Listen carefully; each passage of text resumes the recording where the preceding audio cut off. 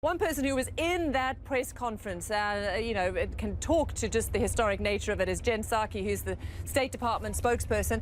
You're with me. What was it like being there? This is the first press conference Raul Castro, I think, has ever given. It is, and believe me, President Obama has done probably hundreds of these over the course of time. So I think it was a historic feeling in the room. It was really interesting to hear him respond to some very difficult questions about human rights, about Cuba's record, and it really showed that there has been some progress made in terms of engagement and a willingness and ability to discuss some of these tough issues we haven't been able to do for some time. Exactly, and there was this sort of very nice sort of people-to-people kind of vibe going on there. They did seem quite casual with each other.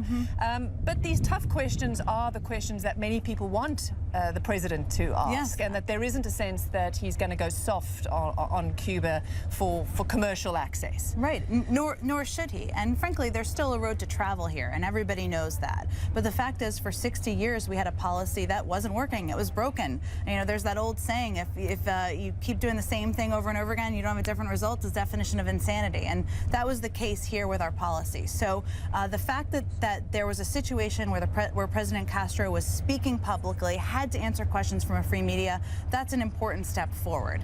The fact that 1/3 of Cubans are self-employed, they're not dependent on the regime because of remittances being sent, because of the change of U.S. policies, that's significant. So there's more that needs to be done, but I will tell you, we had so many businesses that wanted to come and travel with us. We had 37 members of Congress. There's a big tide of change happening, at least in the American perspective, and we think that's going to have a huge impact here, too.